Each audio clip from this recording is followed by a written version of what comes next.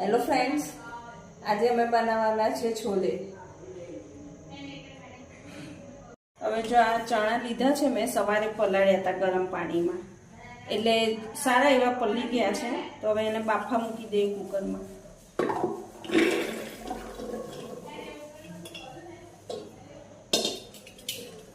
અને મેં જરૂર પ્રમાણે પાણી લીધું છે.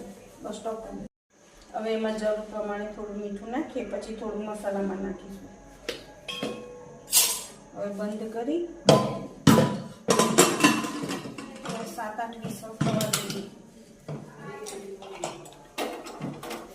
ગેસ ચાલુ કરી મીડિયમ ફૂલ ગેસ રાખવાનો.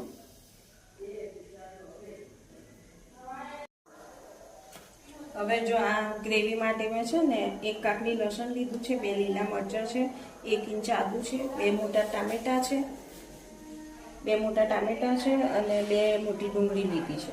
હવે એને ગ્રેટ કરી દઈએ, પીસી કાઢીએ. હવે જો આપણે છે ને ગ્રેવી બનાવવાની તૈયારી કરીએ છીએ, કુકરને આ સાઈડ ફિક્સ કરી દઈએ.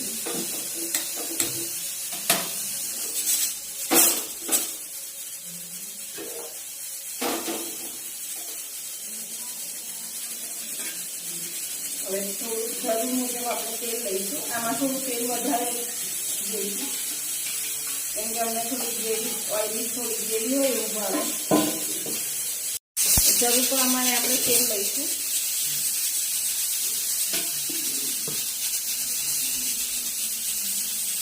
રાઈ નાખીને જોઈ જોઈએ તેલ આવી ગયું છે કે નહીં.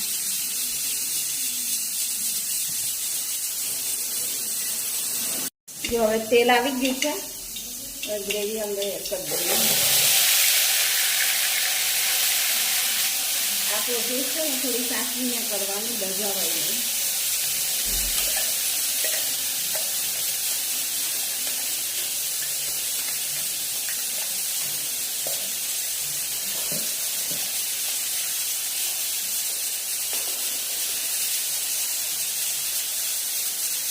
થોડી હિંગ નાખશું. આમાં અમે 4-5 મરી અને 2 લવિંગ લીધા છે. ગેસ થોડો સ્લો કરી દઈશું. હવે છે ને આમાં મસાલા કરી લઈએ આપણે. આખી લસણની ચટણી છે, 1 ચમચી નાખી છે.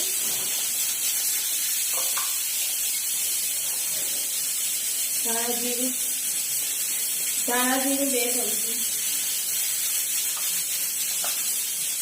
આ છે લાલ કાશ્મીરી મરચું. કાશ્મીરી મરચું 2 ચમચી.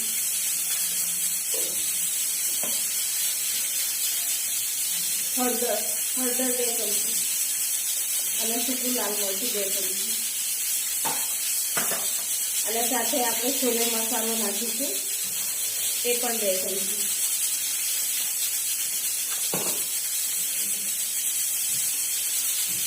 બધું મિક્સ કરી લઈએ.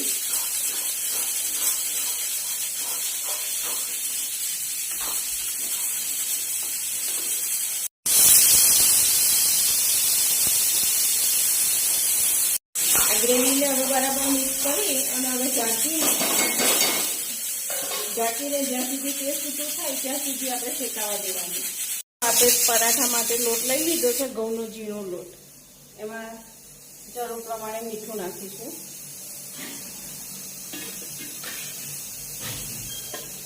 અને તેલ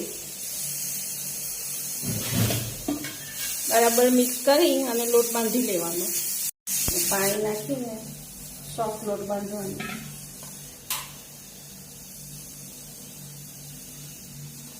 આ રીતે આપણે મસરી અને લોટ બંધાઈ ગયો છે.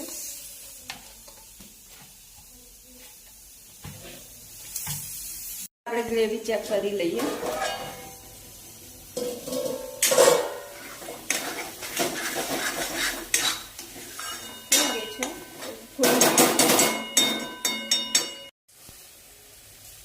આઈ થિંક મીઠું નાખવાનું રહી ગયું હતું, મેં થોડો ટેસ્ટ કર્યો હતો.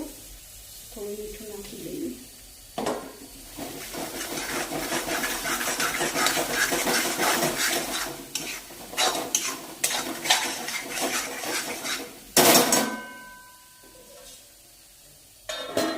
ઢાંકીને થવા દઈએ.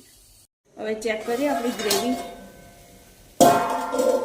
તેલ છૂટું પડી ગયું છે, ગ્રેવી ઓલમોસ્ટ થઈ ગઈ છે. હવે ચણા એડ કરી દઈએ.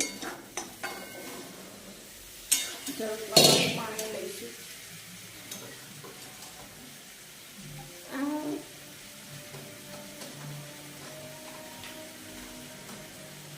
એક સેકન્ડનું એડજસ્ટ કરી દઈએ. પાણી નાખીએ થોડું એટલે ફટાફટ હલાવે.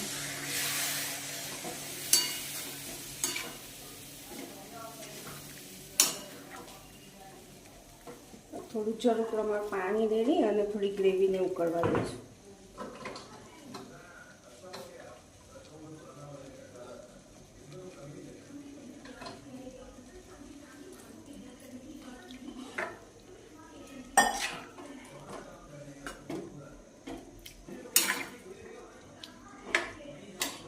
જો આવી રીતે પાણી રેડી છે, એને ઉકળવા દઈએ. આપણે ઢાંકીને ઉકળવા દઈશું થોડી વાર, 10 મિનિટ.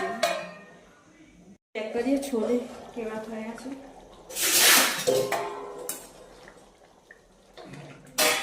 ઓલમોસ્ટ થવા જ આવ્યા છે. પછી આપણે ગેસ બંધ કરીએ. હવે આપણે પરોઠા કરી લઈએ છોલે સાથે ખાવા. આ છે ને લચ્છા પરોઠા કરવાના છે મને. હવે થોડું તેલ લગાવશું.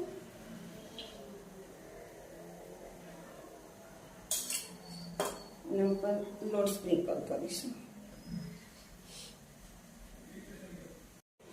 જો આ રીતે છે ને પ્લેટ્સ વાળતા હોય ને એ રીતે વાળી દેવાનું, એટલે લચ્છા પરોઠા સરખા લચ્છા દેખાય આપણને.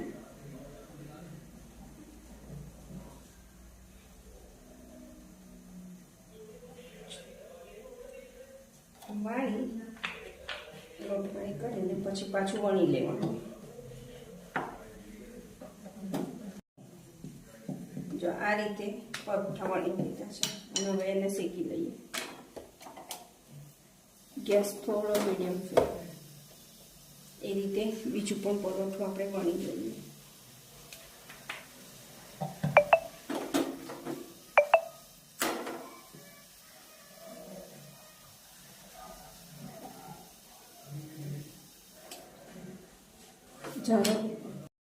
હવે આપણે તેલ રેડીને શેકી લઈએ. હવે તેલ રેડીને આપણે શેકી લઈએ.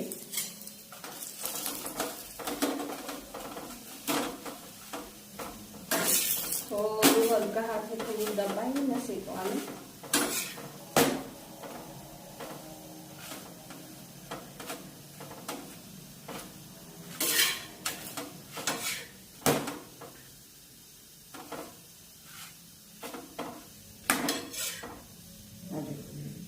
આ રીતે આપણે મસાલા ઓનિયન બનાવી દઈએ. એમાં લીંબુ જે તમારે વધારે ખાટું જોઈએ કેવું જોઈએ એ રીતે એડ કરવાનું છે. કાશ્મીરી મરચું છે એ પણ તમારે જે રીતે જોઈએ એ રીતે. મીઠું, થોડા ધાણા એડ કરીશું. મિક્સ કરી દઈએ.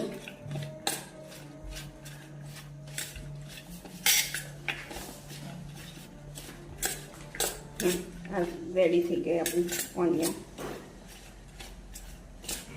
આપણે ધાણા એડ કરી દીધા છે અને હવે શાકને પ્લેટમાં લઈ લઈએ.